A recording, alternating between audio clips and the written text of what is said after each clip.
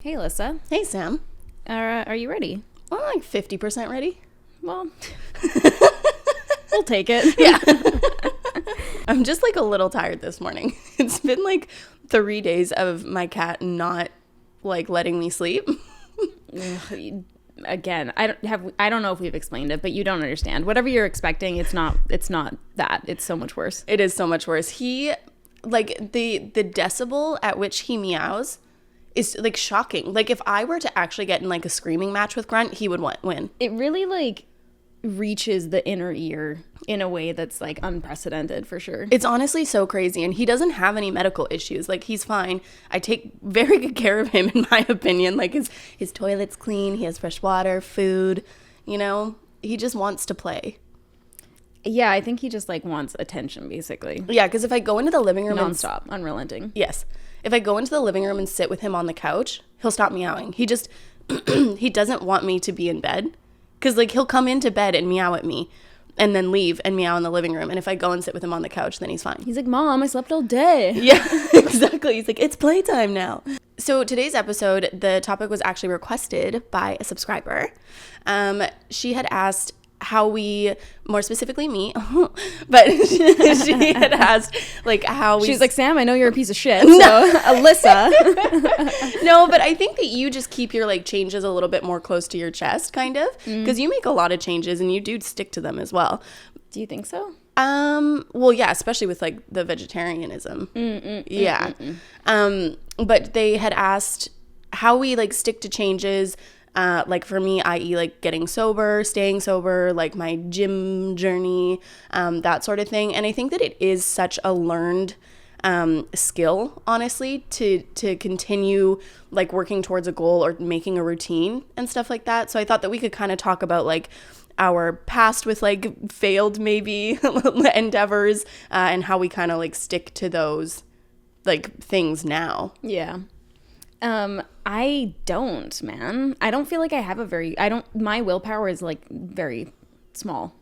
I think that like when it comes to certain things, like for you, I think that you have to really be passionate about the thing that you're changing. Yeah. Something like going to the gym and stuff like that. Like if you don't enjoy it, it's like, well, why would I be doing this then? Pretty much. Yeah. Which is also like fair. Yeah. But like when you decided that you were going to go vegetarian and even when you wanted to go plant-based and stuff, like you stuck to that for quite a long time. Yeah. Well, I mean, the vegetarian thing still stuck to, obviously. But I think the thing with plant-based is that, I mean, I got super into it. I went and like did a class about plant-based eating and nutrition and stuff like that because I wanted to like understand like how what was this going to look like for the rest of my life, like in pregnancy, in like, you know, like feeding a toddler, like all that kind of stuff. Like if that was going to be what I was going to do for the rest of my life, then like I wanted to like understand it better and just also be able to have the answers, because the thing that frustrated me was that when it comes to nutrition, it just seems like so much of it is like opinion. Right. Like it just doesn't, like, because I've read tons of studies, I've read tons of things like supporting keto, supporting vegan, supporting whatever, and all of these things are contradictory, but it seems like there's science and reports and, you know, tests like backing every argument about nutrition. Yeah. And that's what's always bothered me about it. And I still feel like it's not any clearer to me. But anyways, I was super interested in it. I think the thing for me though is that when it comes to like me having to like give something up that I enjoy, like with meat, it was something that like I liked some meats and I enjoy some foods that had meat in it, but it was never something where I was like, ooh, I'm just hankering for a steak, you know? Yeah. Like, and I never like really, really, really enjoyed meat like so much. Like I like a cheeseburger, but it's like it's because it's a cheeseburger. Like it's the whole thing. Like, yeah, it's not like you want to eat hamburger by itself. The patty, yeah. Like, and I think that because I never really enjoyed meat, cutting it out was ultimately like not that hard for me. Whereas like with like cheese and, you know, different stuff like that, there's tons of foods that I actually love that have like cheese in them.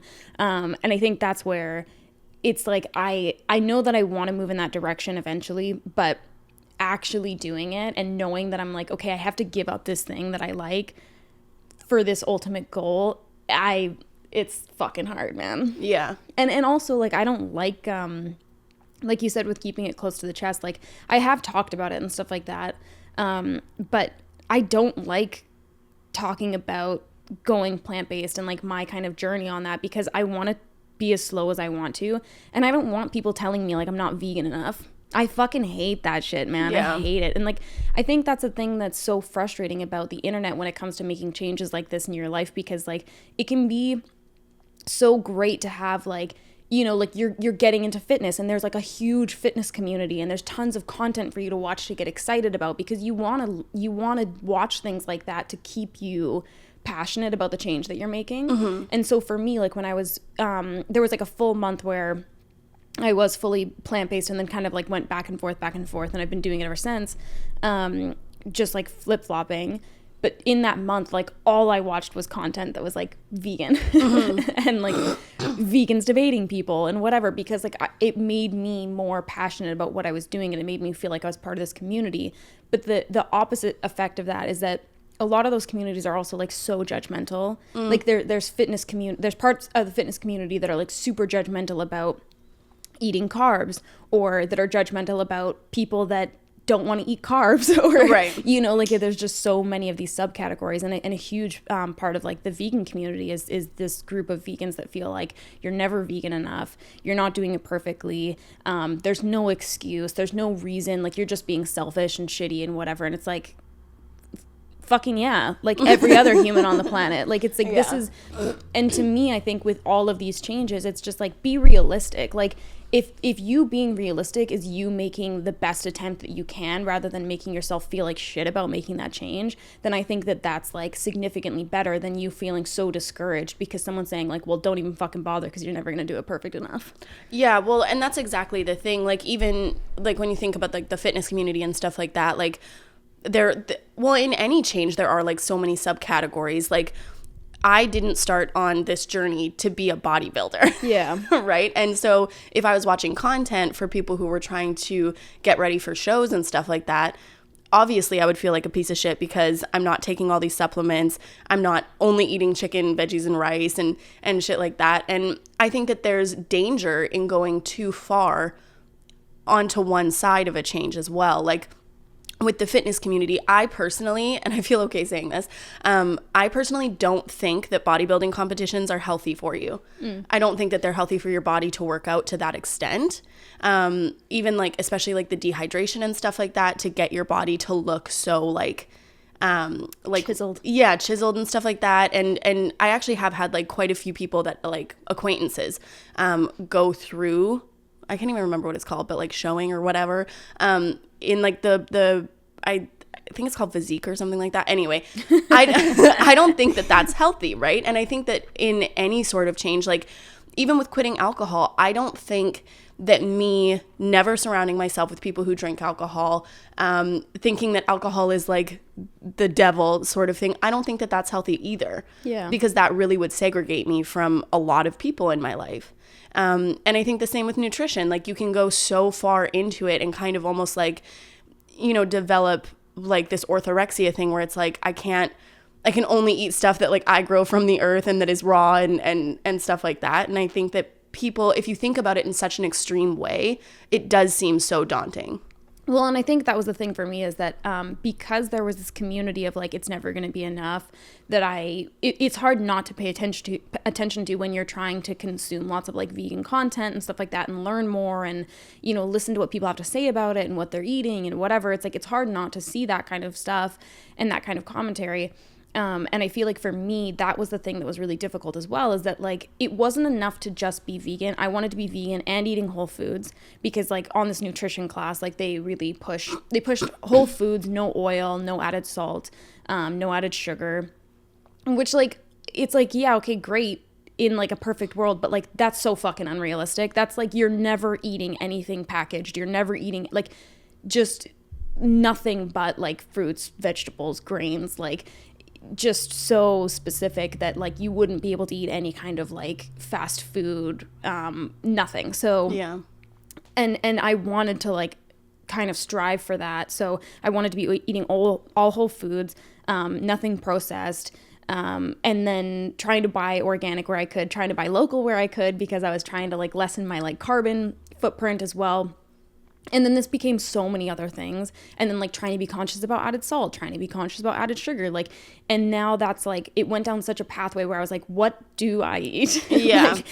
and trying to, you know, I grew up cooking foods that like we cooked with olive oil and whatever, and like we seasoned them the way that we did and stuff like that, and then trying to be like, okay, like how am I going to cook this without olive oil, and then having to figure out how to like cook everything differently because you can't use oils and you can't do this and you can't do that, like because that's what I was like learning about, and what's like, okay, if I'm gonna do this, then I'm gonna do it the whole way. But it's like, what, like, why is that the whole way? Like, why is that what I'm deeming to be the right whole way? Right. Whereas there's other people that are vegan and they just eat whatever the fuck they want as long as it's vegan, basically. And there's like complete like junk food vegans, like they're just eating like nothing but Oreos and crap. And yeah. And you know, like, and I think that that's the thing, is like, that is more realistic for people. Not that that's necessarily the healthiest way of doing it, but it's like, is it any healthier to put yourself in such a bind where you feel like you can't eat anything? And then what kind of resulted of that is that I was just under eating. Yeah. Because if you're eating vegan isn't necessarily like really that restrictive. Eating like whole foods, no oil, no added sugar, no added salt, that becomes really restrictive, because most people aren't going to be eating enough. Like if you're sticking to like 3 meals a day or whatever, you're not going to be eating enough calories in that 3 meals that it's going to suffice, basically. Yeah. So then I was just under eating. And it kind of just, yeah, like it went from one end of the spectrum to like so far into the other end where it was like, well, this is not fucking realistic. Like I can't keep this up for the rest of my life. I don't have the fucking time. Yeah. Like I need to be able to like once in a while go get fast food or something that I can eat quickly or whatever, and not have to worry about like, ooh, did they put grapeseed oil in this? Like, yeah. It's fucking crazy. Well, and I do remember when you were doing that, and it was like every meal was like broccoli, cauliflower, and chickpeas. Veg, yeah. Yeah, which is not, it's not sustainable. You can't live off that. And when you think about like calories, like those foods are not that calorie dense. So the amount of like broccoli and cauliflower that you'd have to eat to get to, you know what I mean? To your, well, and then also because that nutrition course said, and it's not that I didn't like that nutrition course. I thought that it was really informative and there was a lot of really interesting parts about it. But like the way that the particular guy that wrote the course eats, he's very, very strict and like, well, why would you? Because like for him, it's just like, this is the science. Like, right. Why would you do that when you could do this, you know? Yeah. But they really limit as well, like nuts. They don't believe in eating like particularly high fat. And so that was the other thing as well, is that it was like I was trying to limit my fat intake so much. So normally when I would have like broccoli, cauliflower, chickpeas, I would do like a cashew sauce with it that had like tahini, which is like sesame and stuff like that. So it was like quite a bit more like filling and a little bit more nutritionally rounded. But then I was like, oh, well, I can't have it with that cashew sauce.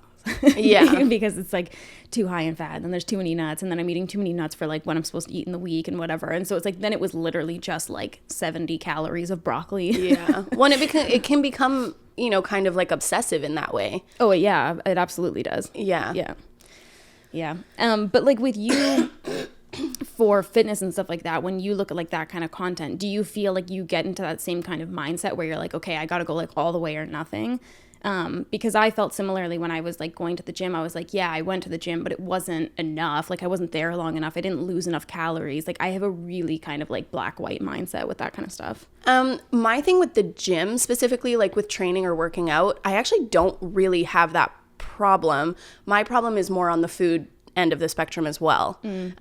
Like when I go to the gym, I'll either have like what I consider like a good workout, or like I kind of like phoned it in, like where I leave and I'm like, I didn't really work out that hard, but I don't like beat myself up over it. I'm like, I'm okay. Oh, I do. That's why I don't like going. That's why I don't like going to the gym though, because I feel like it's useless. Because like I really don't like the feeling of like working my body super hard. It doesn't like make me like feel good. Like I just don't like that feeling. But so because I don't like that feeling, then I don't push my body that hard, then I don't have that good of a workout. And I'm like, well, that was fucking useless. Right. And so I just don't feel like good about it. I feel worse. That sucks. I know. It's really defeatist mentality. Yeah. I wonder if you could get past that point though, because I remember now I'm just like trying to convert you into coming to the gym with me. Because I remember when I first started working out, I felt the exact same way, and I felt like I wasn't like even seeing any changes and stuff. And so I was kind of like, just, yeah, really like sad about it. But then now, even the other night, we had like this like big pasta meal, and Matt made like this delicious focaccia bread, and we just like ate all of it. And 8 months ago, if I had eaten that, there's no fucking way I could have gone to the gym. My body would not have allowed me to. And then I was like, okay, I'm just going to go to the gym, and then we can like meet up afterwards. And you were like, how are you going to go to the gym after eating that? Fuck that noise. But it was so I like, am bread at this point. Like there's like no, like I'm like 80% bread. but it was so illuminating for me, because I realized that my body is at the point now where even if I do feed it like somewhat junk, I can still, like, my body's like, that's fine. We can still work out. Whereas before, because my fitness level was so low, not saying your fitness level is so low. How dare you? Mine was so low. That, like, I couldn't even, like, fathom. Yeah. Like, my body was like, no, we're done for. I needed, like, the like, perfect, like, events. Yeah. You know? I needed to, like, be able to facilitate you going to the gym. Yeah, exactly. The best case scenario in order to go to the gym. Sorry, I took my nasal spray just before I came up here, so it's literally like draining down my throat. Awesome. It's disgusting. So the only thing with the gym is if I don't go to the gym in a day and I didn't do anything that was active, then I do feel like not guilty, but I'm kind of just like disappointed in myself. And so I think that I just have to be like really mindful surrounding that, because overworking your body is detrimental. Yeah. 100%. But I do feel like mentally better when I go. And I mean, exercise does release endorphins, so like that makes sense. And it helps my anxiety, and like I get so much energy from it. So it's like a whole package deal. So I need to make sure that I'm more so like searching for the energy boost and like being happy than like guilting myself into like a shame corner for not working out. But with food, because I kind of have some like disordered eating and stuff, and I honestly don't even notice it sometimes when I'm like going into that cycle, because I mentioned it like really briefly on the podcast a bit ago, but a couple months ago there was this like moment where we were in your car and you were like, do you feel like you're eating enough? Trying to like approach it in like such a like kind, mindful way. And I was like, yeah, I think so. Like, I think I'm fine. And then I was like, maybe we should go get some insurers. I just remember like the way you like talked through it. You were like, yeah, I think so. I mean, I think, like it was like you kind of were like walking down this aisle of being like, well, what am I? Like it was like the realization was taking place. Yeah, because and that one started out because when I quit drinking, I lost 10 pounds really quickly, which I think a lot of people who drink quite heavily could like relate to, because there are so many empty calories. Like, I just recently watched this documentary called The Truth About Alcohol. It was like, meh. But anyway, they were talking. Don't recommend it. Yeah, it was like, okay. It's just like, I don't know. I wish there was more science in it. There was some science, but anyway. And they were walking through like all of these people who were like consuming so many calories through alcohol. And they even did this study where people consumed like 37% more calories when they were drinking, like just from food. Crazy. Yeah, like they put, they gave people non-alcoholic beer and then alcoholic beer. They didn't know which one was which.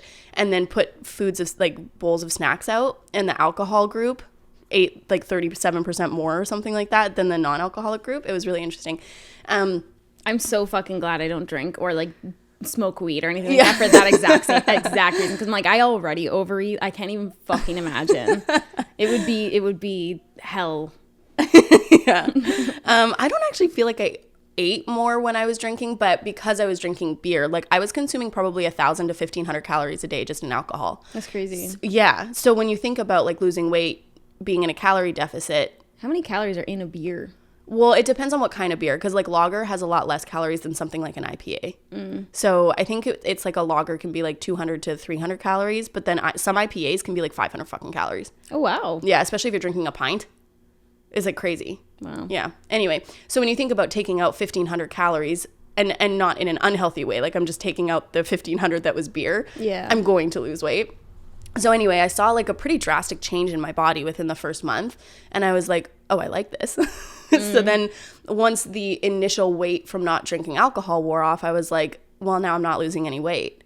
And I was like working out, but I wasn't like really, like right now, I'm like in the fucking gym mind. Yeah. Back then, it was kind of like, oh, I'm like still going to the gym. I'm going to Orange Theory like twice a week sort of thing. So I wasn't like seeing a lot of like drastic changes. And so I was like, okay, well, in the morning, I feel skinny. So I'm like, okay, well, I'm just not going to eat until 12. And then it went to like, okay, well, I'm just not going to eat until 1. And then I was getting up at like 7 a.m. instead of like 10 a.m. So now it's like I'm not eating from 7 a.m. until 1 p.m. Yeah. So that was kind of like where the down the downward slide started.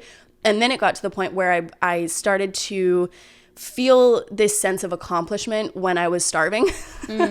Like that feeling in your stomach where you're like, oh my gosh, I'm so hungry. I was kind of like, okay, well, I can just last with this for like an hour longer or like whatever. And I used to have that problem like 5 or 6 years ago. I was like, I wanted to live in that state and just be like so thin and like, it was so unhealthy, obviously. Like I wasn't feeding my body nutrition. Yeah. And then after I got to that point, I started to get nauseous at the thought of eating. And then it got to the point where I would try to eat and it wouldn't go down. And that's only happened to me one other time. All I could drink was smoothies, and even trying to drink the smoothies, they were like getting stuck in my throat.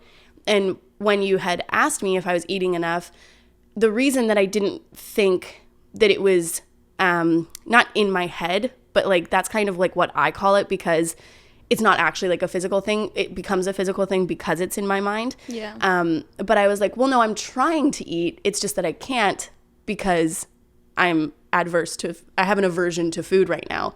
But it was the opposite. It wasn't that I'm not eating because I feel like I'm going to throw up when I eat. It's because I like brought my mind back into that state where food is bad, not eating is good. Yeah. And so I kind of like tricked myself into believing that like, oh, well, I'm just not eating because it makes me sick. And do you feel like it's like not particularly conscious? Like you're just kind of like, it just kind of like almost happens in a way? Yeah, like there was definitely a couple moments where like I was honest with myself because it was only like 2 weeks, I think. Like it was a pretty quick turnaround for like in my cycle of like whatever you want to call it. Yeah. But I think that there was definitely moments where I was like, are you being healthy, Alyssa? And then I was like, nah, you're fine. But it took a long time. Like I would open the fridge and I would look at the food and I would be like, this makes me want to throw up, like thinking about eating this. So then when you kind of like came to me and not called me out, but like that's the best way that I can like describe it, because that resonates with me. Like if somebody that I care about is like noticing it, I'm like, oh, fuck. Yeah. So when that happened, then I was like, okay, we need to like fucking figure this out. So then I went and bought those like meal replacement shakes or whatever, because that was the only thing that I could get down at the time. And it's like, I didn't want to be back at that place. I don't want to be drinking those things, but it's better than not drinking them when I'm not like feeding my body anything. And then, you know, I went to therapy and stuff like that, and then got back to the point where I could eat. And I also noticed that my workouts were really suffering because I wasn't eating. Yeah, of course. And then I kind of like on the upswing, I was like, the only reason I was eating at that point was to supplement my workouts. I was like, I don't want to be eating unless I'm going to the gym, but at least I was eating. Yeah. And now I'm back to the point where I'm just like eating to fuel my body sort of thing. But it is, it's so crazy how quickly it can turn that way because you're so, you know, focused on like the number on the scale. That's why I don't have a scale anymore, because I had to give it up because I would wake up in the morning and then weigh myself, and that was going to determine how my day went. If I gained weight, I wasn't going to eat, basically. And then if I lost weight, I was like, hell yeah, I'm not going to eat because I lost weight. But it just kind of like determines if like I'm going to have a good day or a bad day. But you can come so like obsessive about the progress. And even like now, people are asking me like, wow, like you've lost so much weight like within the last like 3 months. I actually haven't lost any weight in the last 3 months. I think I've actually gained like 0.3 of a pound or something. And even my family, because they know that I struggle with that sort of like mindset sometimes. It's so interesting once you realize that like shaping your muscles and like weight training mixed with cardio and stuff, I'm still eating, I'm still the same weight, but because I'm shaping my muscles differently, and muscle weighs more than fat, as we all know, you can look different without weighing less. Yeah. And that's why I do think that scales are so detrimental to your mental health, because you can be working so hard and be focusing on the number instead of what your clothes are fitting like or what you see in the mirror or whatever. Yeah. And then you're like, well, I'm not doing enough because I'm not losing weight. But it's like, if you take the picture evidence, which if that's something you want to do, whatever, but you can see your muscles and you can feel your body getting stronger. And it's like, but I still weigh the same. Yeah. Yeah.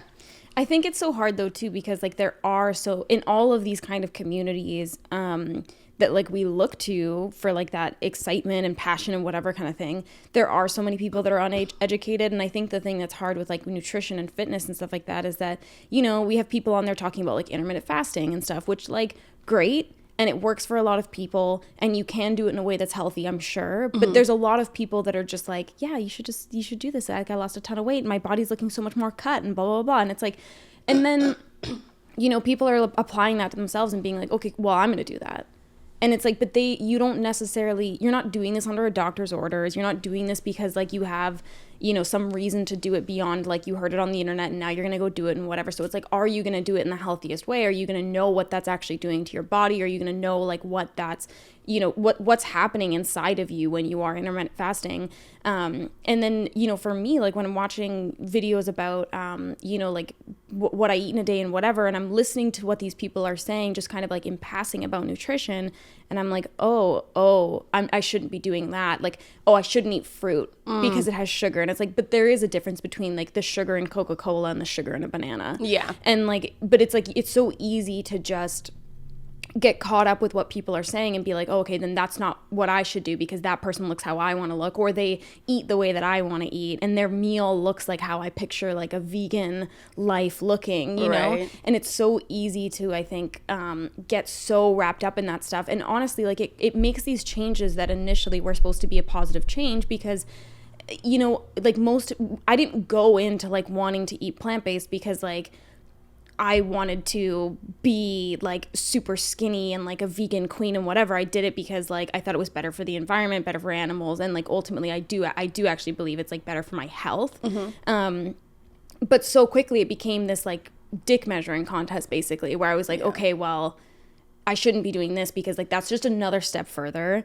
And like with fitness and stuff like that, it's like it goes so quickly sideways because you're just trying to like keep up, and then this thing that was supposed to be positive became such a negative. Yeah. Because you're so wrapped up in like making it that much more, taking it a little step further and whatever. And it's just like it's not, you know, it's not what you even set out to do now. Well, and I think that's the thing with like making changes or sticking to a goal. It's like make sustainable, realistic goals and changes. Like when I set out to become, well, I didn't even set out to become sober. When I set out to stopping drinking alcohol, I wanted to stop for like a month or like a couple weeks. Like I wanted to stop to make that like pain that I was feeling in my chest go away. And it's even still when I think about, well, honestly, not as much right now, but when I think about like never drinking alcohol again, it was so daunting, and it was something that I was like, I can't think about this. Yeah. And I feel like, you know, I'm not vegan. I haven't like been thinking about going plant-based or anything, but if I thought about never eating meat again, that's pretty like daunting to me. Well, and I think that to me it's super daunting because like I picture like my whole family, there's nobody in my family that's vegetarian even, let alone plant-based. Yeah. And not that it's about that, but it's like I do think it's just so reductive to be like, well, it doesn't matter. Like you can do like, it's like, yeah, you can, but like there's tradition, there's like we eat like specific things at Christmas and whatever, and it's like that's what you've been doing your entire life. So it's not that like you cannot do that. Like it's like physically, it's just that it's like these like social things and tradition things and like, you know, family and whatever, it's like those do impact your ability to actually make that change sustainable. Because like if you grew up in a household where like for Christmas dinner you ate fucking beans, okay, great, yeah, you're gonna have an easier time. But it's like if you're somebody that like that's like the only time you get to see your family and you have to be like, yeah, I'm not gonna eat any of your cooking, mom. Like, it's just it's it sounds so silly, but it's like, be realistic about what your life actually looks like. And there's more to us that's important than just like this change that we've decided about. And, you know, being social with our friends, being able to go out and not having to be like, oh, sorry, I can't go to that restaurant. Yeah. Or like going to a restaurant and being like, I'm just going to order rice. Like, you know, it's hard for people, and it's a daunting thought to be like, okay, I'm just going to do this. I'm going to be the odd one out for the rest of my life. When I travel, I can't eat at these different places. And that's something for me that has been tricky, because my family's like so food centric. We always have been. We owned a deli. Like we cook, like we cooked every single meal growing up. Like we never had takeout. No, like it was like just so not a thing in my house. And so because of that, you know, like I grew up being so interested in food and loving food so much, and I watched so many different like food shows about all these like wonderful restaurants like in the world and stuff like that. And it is sad to me, because I'm like, I can't go there. Yeah. Because like they don't have vegetarian or vegan options or whatever. So it's like I miss out on all of those opportunities because of this decision that I've made. And it's like, you obviously, the decision is either important to you enough or it's not. But I think that like this culture of it's all or nothing is so useless. What is that accomplishing? Yeah. You know, aside from just making people feel like they're never good enough, they're not doing it well enough. And it does lead to just like these really, really unhealthy things. And so, you know, when you look at like the vegan community again, and I don't want to generalize, because there are tons and tons and tons of content creators. They're like phenomenal. They're super healthy. They're normal people. They're not shitty, mean, whatever kind of thing. But obviously the people that are sensationalized are these like incredibly restrictive, like vegan diets. And then so many of these people do like this like video being like, I'm no longer vegan, here's why. And then they talk about all these like horrific like health complications they had. But it's like, you were eating bean sprouts. Yeah. And nothing else. So of course you fucking got sick because you were eating bean sprouts wrapped in fucking lettuce. Like there's nothing, it's water. Like it's nothing. Like there's nothing happening there. Yeah. And you know, it's just like, it goes so far down that. And I feel like there's also like a lot of fitness people as well that like have, you know, not a lot, like as in like everybody or anything like that. But, you know, I've seen videos about people talking about disordered eating, or like they got into a place where they were like so like just working out so much that they were like it wasn't good or healthy. Yeah. But it's just, it's so hard with that culture. And like for you with working out, especially because like you are like so into it now, do you still feel that pressure? Or do you feel like this is just like this is your thing by yourself? Like it doesn't like change because of like outside opinion or whatever? I actually do feel like really like I'm in a healthy spot with it. I don't feel pressure. I feel motivation, I would say. Like, because I started like posting these like sweat selfies or whatever. Yeah. A lot of like my followers will DM me and be like, this is motivating me to go to the gym. Like, thank you for posting these. Because like the first time I posted my sweaty ass fucking hair and face, like I was not feeling myself. Okay. But I was just like, this is crazy. Like I'm so sweaty. Yeah. And then I got a really like good response from it, that people were like thanking me and stuff like that. And so now I'm like, well, if I don't sweat, I can't get the selfie. So I can't motivate people. And it's not to a point where I'm like pushing myself so that I'm like dripping in sweat, but I'm just like, you know what I mean? I'm like, well, why don't I just like, you know, do like this cardio or like whatever. And so it's more so like a motivation, and I don't feel guilty if I don't get one, because then I'm showing people that like, it's okay to take a rest day. Yeah. You know, and it's not only is it okay, it's important, and you have to, because your body can only take so much, and everybody's body is also different. Right. And like, I have to be really careful of all my ailments in my body. And when I was trying to do so much cardio, like running, just because I actually enjoyed running, not because I was trying to lose weight, you know, it's really hard on your knees and it's really hard on your hips and stuff. So then these old knees, man. Oh fuck, get me on a fucking treadmill. Like I cannot believe the state of my knees, truly. Yeah. Well, and that's the thing, is there's also technique to this sort of stuff. Like with running, there's like serious runners who have DM'd me, and I'm like, there's so much that goes into actually running. Like, you know, anyone can run, but like, you know, professional and like long distance running and stuff, I'm like, damn, dude. So I do feel like I'm in a healthy place with it. But the only thing that kind of like hurts me is when people say like, I wish I could be as motivated as you. I wish that I could be as dedicated as you. And it's like, I literally, and I wish that more people, like more influencers would talk about this, but I am literally set up for the best case scenario to stick to a goal. Oh, of course. Yeah. Because I work from home. Yeah. Okay. So I'm not having to travel to and from work. I literally walk upstairs. I can wake up whenever I want to, within reason, like if we have something we have to do or like whatever. But if I don't get a good sleep, I can just sleep in and then go to the gym a bit later, sort of thing. I can eat my meals whenever I want to. I'm at home, so I can cook healthy food all the time. And I don't mean to say that as like my life is like so dope, but I just think that it's important to remember these influencers that you're watching where it looks like they have this picture perfect life. It's like, well, it's curated.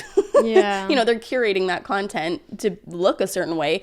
And also, I mean, yeah, it's pretty, like if you could stay home all day and do your work from home, you also would probably have an easier time getting motivated to go to the gym because you have the time and you have the energy. And I did have to say this to a couple of my followers who said that to me because I want to be authentic and honest about it. Yeah. Because when I did try to get a personal trainer and stuff like that, when I was working like my bartending job or my bar manager job, it was like nearly impossible for me to do. Of course. Because I'm getting up so early. I'm exhausted because I was answering emails all night. I'm working on my feet all day. I'm moving heavy kegs and I'm like doing all this stuff and my brain's exhausted. And then I come home, I have to quickly eat something and then go to my personal training session. It was so hard. And that is where I lived basically within myself for a really long time. So I think that people need to give themselves a little bit of like a break and cut yourself some slack, because when you see these people eating like these perfect meals and stuff like that, it's like, well, they can go to the grocery store whenever they feel like it, Well, and also like a lot of the times with influencers as well, there's no budgetary restriction for these people. Right. And that's, I got into like such an argument with like a subscriber of mine because I was talking about, I really don't like when people like put pressure on people, and I don't like when people, say things like, well, it's easy. You just have to do it. You just have to make the decision, blah, blah, blah. And it's like, it's not fucking easy for everyone because it was easy for you. Yeah. So again, I can say that it's easy. Like if you were to ask me, like, is it easy to cut out meat? I could, if I was just sticking to only my thing, I could be like, yeah, of course it is.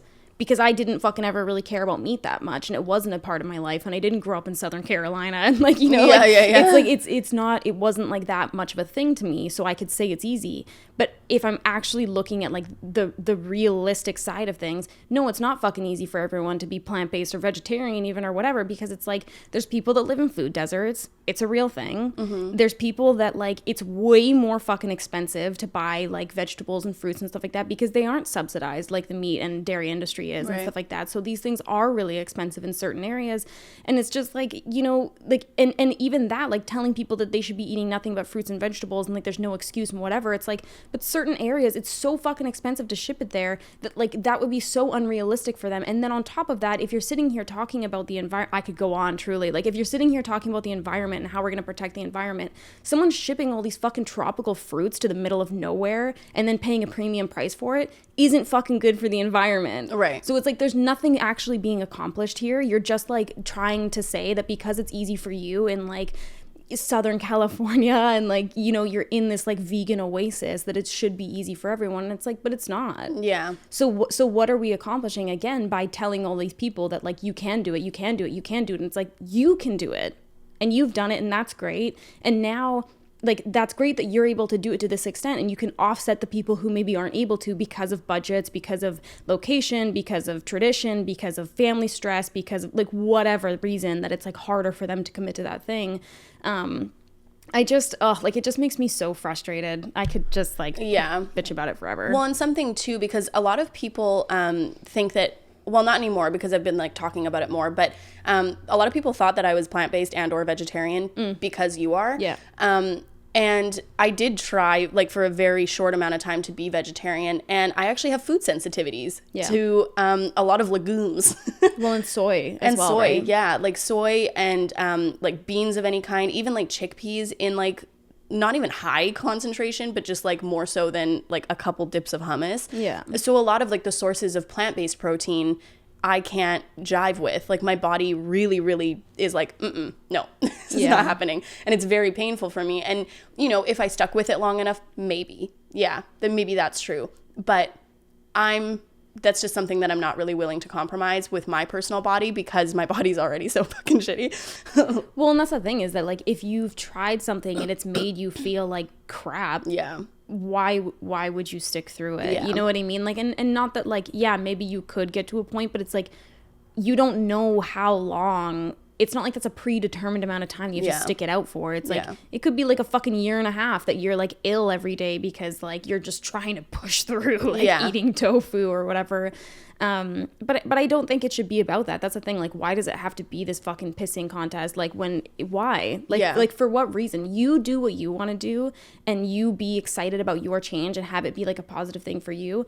And like, if other people are excited, they'll come to you because they see you being excited. And I think that that's the thing that makes change so much easier, because when you're following people that make you excited about something rather than ashamed, that's what makes you want to do that. Like, so, you know, your followers seeing you posting like sweat selfies and stuff like that, they see you feeling good and being excited and being proud and feeling confident about your workout and stuff like that. And they're like, oh, I want to go do that. Right. If you were on there being like, get off your fucking lazy ass, like, get off the gym, like, what are you doing anyways? Like, you could have gone to the gym. People would be like, oh. Like, and no kidding. There might be the people that go to the gym, but like, they don't feel good about it. They feel ashamed. Mm-hmm. And I think that that's the thing that's it's so funny, because it's like, we get ourselves into such a trap where it's like we want to make these positive changes for our life, and then we set ourselves up for such failure. And by watching content like that and trying to get ourselves motivated through that kinds of content, it becomes like this like downward spiral where either you don't end up making that change because it feels so daunting, or you do make the change but you end up doing it in a way that's so unhealthy. Yeah.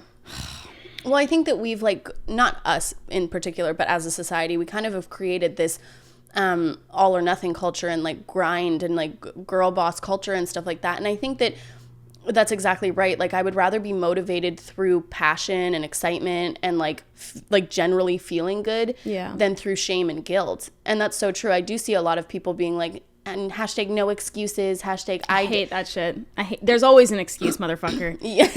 And I'm finna take it. But like, that doesn't resonate with me, and that doesn't make me feel good. And I would argue, does that make you feel good? You know, the person saying that, like, because you're motivating yourself through like shame and guilt. Well, and it just seems like, is that coming from a place of like, you just actually want people to feel so good, or is that coming from a place of like your own insecurity? Yeah. And I think a lot of the times that's the thing too, with like this whole like, you know, community of like vegans, that you're never vegan enough or whatever, and there's no excuses, and like you could do it, you're just selfish, whatever. Like, it just seems like you have some kind of fucking complex going on, because the reality of it is that, like, if we're just being frank, there is no 100% vegan. It just doesn't exist. Like, that's just not accurate. Like, there's so many things that have like animal byproduct in it that we don't even realize, like adhesives and fucking wallpaper and like fucking vaccines and Botox and like all this kind of shit. Like, there's just so many things that have, it's impossible. I really do believe that it's impossible. And beyond that, it's like, it's impossible to live in a world where you aren't contributing to something fucked up. Mm-hmm. It's impossible to live in a world where like you're 100% healthy, because regardless, you can do whatever you want. It doesn't mean there's no fucking pollution. Mm-hmm.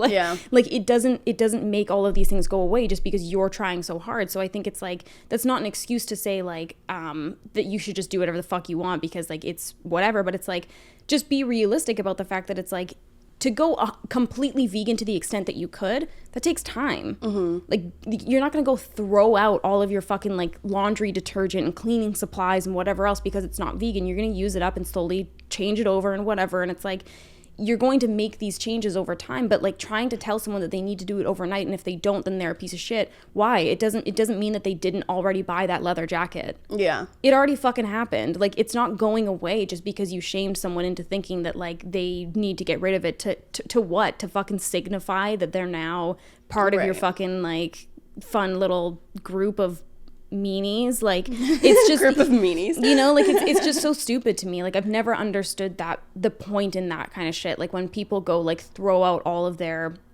food that isn't vegan, or throw out all of their clothes that isn't vegan, or throw out all of their like cleaning supplies or whatever, it's just like, it's so wasteful. Yeah. It's so stupid. You're not proving anything to anyone. Yeah. It literally is just coming from this place of you feeling like you haven't done enough. And why? Like you have your entire life to continue to commit to this change and this difference. And so why are you stressing yourself out and telling yourself that like you have to do things cold turkey, when like, how often does that actually work? I actually did quit alcohol cold turkey. And I did that because it was safe for me to do, because I wasn't actually drinking enough, because it is dangerous if you're like an alcoholic to quit alcohol cold turkey. I don't want to get that misconstrued. But I think for a lot of people that you're right, that isn't the case. And same with like quitting smoking and stuff like that. A lot of people have more success cutting down first, because then the cravings are less and stuff like that. And regardless, I think the main message is to do what feels right for your body. Yeah. For me, it didn't feel right cutting down, because when I was trying to cut down on alcohol, the pull was so much stronger for me to have another drink if I had already had one. Yeah. So I knew within my body that was telling me, okay, well, I just can't have any at all then. Yeah. And with like, in regards to like throwing stuff out, like I still have half a bottle of vodka downstairs, and just in case, just in case, you know, and those 2 beers that have been there for 8 months, because it wasn't detrimental for my like brain having it there. It was actually like a reinforcement that I was like, I can do this. Yeah. And every day when I opened the fridge and I saw those 2 beers, I was like, haha, sucka. You know, it's more of like a motivator for me. Yeah. And actually it's interesting, because I've had a couple people, not very many because we don't have very many friends, but come over and they're like, oh, Alyssa. And I'm like, what? And they're like, you have vodka in here. And I'm like, this doesn't mean I'm fucking gulping it down. Yeah. You know? But it's interesting that the immediate reaction is like, well, why? Right? Like, you know, if you're vegan, well, why do you have a leather jacket? Or if you're sober, well, why do you have beer in your fridge? It's like, because I want to be able to offer someone a beer if they come over. Not everybody is sober. Well, and I do think that's the thing, is that it's like, if you making that change means you getting rid of everything in your house that signifies that thing or whatever, like, or contributes to that, then okay, yeah. But like, I think that it's just, yeah, it is just such a shame that it's like there's such a culture of like, well, you haven't done enough if you haven't done it this way. Right. And it's just not realistic for so many people for so many different reasons, like be it like budget or location or health complications or, you know, lifestyle or whatever. It's like, and like you said, like, I think that's such a good point about influencers having all the time in the world, because they fucking do. Yeah. They have nothing but time to commit to these things that they want to do. And so for the everyday person who's working 9 to 5 and then coming home and having to fucking grocery shop and go to the bank and do all these things and cook dinner, and then you have like, what, an hour of your own free time, and you're spending that feeling like a piece of shit because you didn't do what that person that had fucking 24 hours of like nothingness to do. Yeah. It's like you can't compare yourself to every other person making that same change that you're making, because I feel like we've just been like, don't feel bad if you don't make the change. But like, it's like you can't compare yourself to these people, because everyone's going to make changes at different rates because of all these different reasons. Like, they're able to because of their lifestyle, they're able to because they didn't grow up eating this way, or you know, they grew like a lot of things. Every time I've tried to get into fitness, I try to get motivated by watching content creators. And I'm always so annoyed, because I'm like, I just want somebody that grew up like me. Like, they weren't involved in sports. Right. They didn't fucking enjoy working out. They've never liked it. They don't have a family that's into it. But it's like, so many people that I watch, they're like, yeah, I grew up, I was super active. I was in basketball, soccer, volleyball, dance. Like, you know, like they go on. And then they're like, and then I had 1 year in college where I ate lots of chips and I gained 20 pounds and I regret it and I felt so useless. And then I got into working out and then it's not the passion of my life. And I'm like, but it was always the passion of your life. Like, you were like so active your whole life. Like, and I think that's the thing, is like, I listen to that and I feel so discouraged, because I'm like, well, already I feel defeated because that's not what my life looked like. Mm-hmm. And it's just, it's so hard when you're trying to make these commitments and you're comparing yourself to everybody around you, because of course your journey isn't going to look like anybody else's, in the same way that like your grades aren't going to be the same as your friends just because you hang out or whatever kind of thing. Like nothing is going to be exactly the same as somebody else, because you are your own person for your own reasons, and how you were brought up and how your life looks and how your budget looks and your location and whatever. It's like, it just might not be as feasible to do it in the same way. Not that you can't do it. Right. But you might not be able to do it as quickly, or it might not just look the same way that it looks for somebody else. But moving past this, how do you feel like what would you say like your tips are for really sticking to something? I think setting your intention for why you're doing the thing is like number one. Because if you have like a clear idea of what you want to accomplish long term and what that means to you, like for me, quitting drinking alcohol was like, I want to feel better. Like, I don't want to feel this way anymore. And that might seem like kind of like a gray, like weird, it's not like, you can't really, it's not tangible. Like, you can't, like, put it, but for me, it meant something. I was like, I just don't want to feel like this. And then every day I took something and was like, okay, well, I can work harder because I'm not, you know, hungover, or I have so much more time to go hang out with my friends. I can actually leave the house because I haven't had 4 beers. You know what I mean? Yeah. And so I took note of all of those things. So, you know, having a clear intention of why you want to start making this change. And then keeping like a journal or something like that, or, you know, even mental bullet points of like how this is improving your life. Because if you don't feel like a change is improving your life at all, is it a healthy change? I don't know. That's just like a question you like want to ask maybe. Well, and I think also it's like you can determine like if is it something that you're doing that's making that change unhealthy. So like, you know, for you, like going to the gym and wanting to be more like eating more nutritionally and all that kind of stuff. More nutritious. Good God. Going to the gym and wanting to eat more nutritious, that's not an inherently bad thing. But then it's like certain things that you were doing made it not feel good and made it not like whatever. And like it reminds me, I had this app, and I actually still really like this app, but I had this app where like I would input all my food. And then it would either have like a super smiley face, like a kind of smiley face, a like kind of whatever face, and then like a sad face, depending on how like nutritious they deemed it. And I wanted it to like all be like the happiest face. And if it wasn't, I was like, God damn it. So like I would go through and like take things out and be like, okay, what if I take away this thing? What if I take away this thing? Does that make that a happy meal or not? And it was something that like it could have been a positive tool, but it wasn't the way that I was utilizing it. Right. So I had to stop using it. Yeah. And so just being conscious of like this change that you're making right now, what are you doing to make that change? Are all of those things actually making you feel good? Are they making that change more feasible for you, or are they making you feel worse about it? Yeah. And do you need to cut back on that and find a different way to, you know, continue to move forward with this? And being conscious of that, and like you said, like writing it down in a journal or something like that. I think that being able to catch those things early on is going to help you kind of like stick to those changes in a way that's actually healthy and long term. Yeah. As well. Well, and for things like fitness and stuff like that, I think it's really easy to forget like where we came from. And so and even with like alcohol and stuff, I've talked about it a couple of times, like I forget how hard it was for me in the beginning. So I kind of feel like, well, I haven't really done, like, I don't feel proud of that accomplishment because it's so easy now. Yeah. But, you know, because I talked about it in podcasts and stuff like that, I have that to look back on. But even more so, it would have been good for me to like keep a journal so that I can flip back and be like, wow. Yeah. You know, like I really did that. Or on a hard day, I can look back and be like, okay, well, that was an even harder day. And I got through that day, so I can get through this one. But I think that this probably is going to sound really cheesy as well. But make sure you're making the change for yourself. Yeah. Because I don't think that's cheesy at all. Well, I think it is because whenever people would say that, I'd be like, ugh. But like, it is so true. And because I've made these two, I guess, like pretty big changes, like I tried to get sober like before, like I tried to stop drinking alcohol. I tried to like stop partying back in the day and stuff like that. And it's really hard when you're not in it for yourself. And this time I was in it for myself. And like, I mean, look what happened, right? It's like, it was so much easier for me to stick to because there was no outside source that I was like doing it for. It was just for me. It was all on me. It was my decision. If I wanted to have a drink, you said it was okay. My boyfriend at the time said it was okay. Everybody was like, if you want to go back to drinking, that's up to you. Like, we're not worried about it.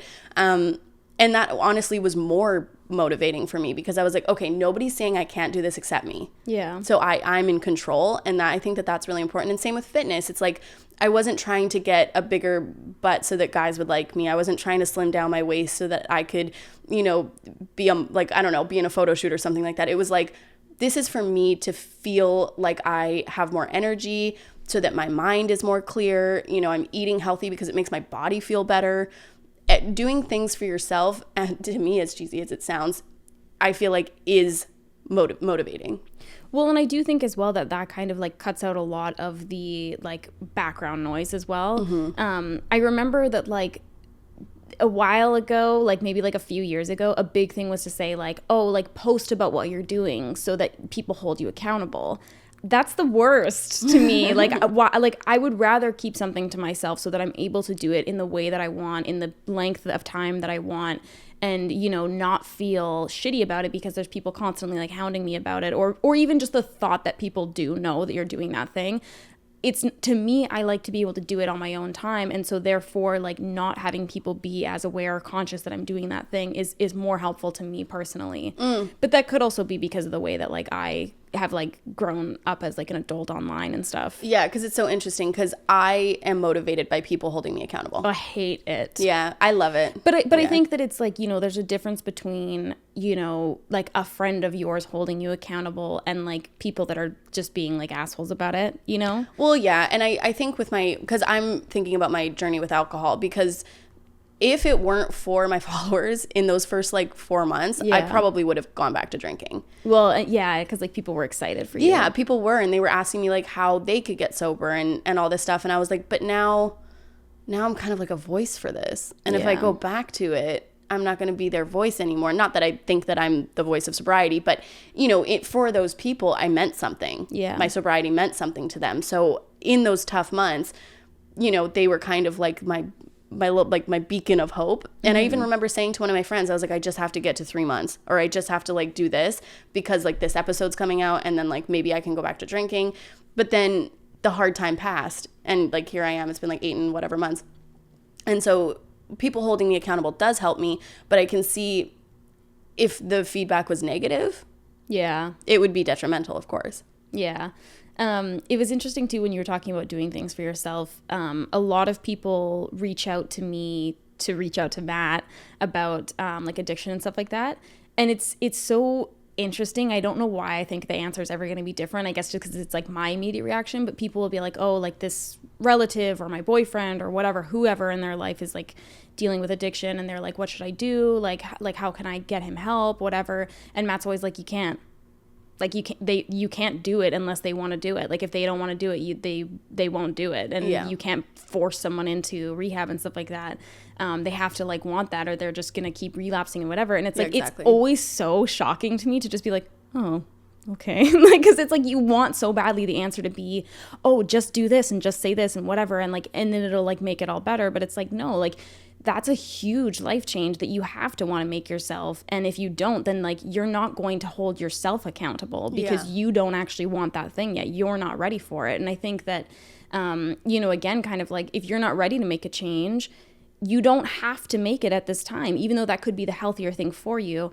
If you aren't mentally there and ready to let go of that thing and ready to like actually do that and stick to it, you don't have to right now. There's no one telling you like this has to be done today.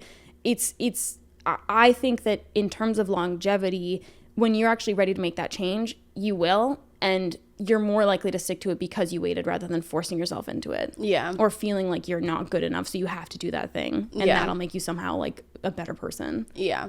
And I guess like the last thing I'll say to like wrap it up here is to make sure to reward yourself, and even like reward yourself for like the small victories.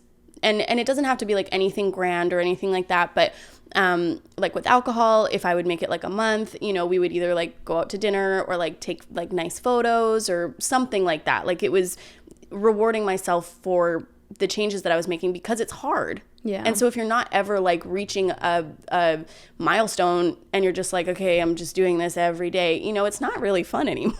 Yeah. And with like the gym and stuff like that, I reward myself with like maybe a new sports bra, maybe a new water bottle. I found a new gym that I really like. And so I was like, okay, you know, is this an added expense? Absolutely. But I'm utilizing it. And it's something that's really important to me. So I'm willing to take on that expense because I'm like, you know, using it. Yeah. So yeah, I think just like, and even if it's just like mental rewards, like, hey dude, you did a freaking great job today, like at the gym or whatever. Well, and it's so true because like we really don't do that ever. Yeah. Like most people don't like stop to be like, wow, like I've actually done really, really good at this thing that I'm trying to change, or I've done like, wow, I've like really worked on this thing with my partner and we've actually come a really long way, or like I've done really good in my job or whatever kind of thing. Like we don't really stop because we're like, yeah, but I have this other thing that I'm working towards now. It's like, but you always set new goals. Like, you know, like that's life. Like, of course you're always working towards something new, but stop to think about the fact that like you accomplished all these things that you set out to accomplish and you haven't even stopped to realize. Yeah. And like even when we were starting this conversation, I was like, I haven't made any changes. Yeah. Because like even like being vegetarian and stuff like that, I don't take that as like an accomplishment or a change because I'm like, yeah, but I'm not the whole way. I'm not there yet, you know, but it's like it's been over a year of me not eating meat. That's fucking crazy. It is crazy. Like, it was really hard to stick to for me in the beginning. Not like when I actually made the decision, but like I kind of went back and forth from eating meat before I started this. And like the fact that I actually made that change, and like I look back now, I'm like, holy fuck, like it's crazy that I just actually like don't order meat and I just don't eat it and whatever kind of thing. But it's so easy to feel like, you know, you haven't done anything. Yeah. So I do think that I agree with that. Yeah. Let's all pat ourselves on the back. We're great. Yeah. It's not bragging. It's self-care. Well, you guys, I hope that that made you comfortable in your changes. I don't know. Yeah. Changes. Turn to face the change. Changes. What movie is that like from? Okay, well, you're thinking about Freaky Friday, but it's actually by David Bowie. Wait, no, it's not Freaky Friday. It's Confessions of a Shopaholic. Oh, no, not Confessions of a Shopaholic. Teenage Drama Queen. Okay. Yeah. Anyway, what a good way to end that. All right, you guys. Thank you so much. We will see you next week. Bye-bye.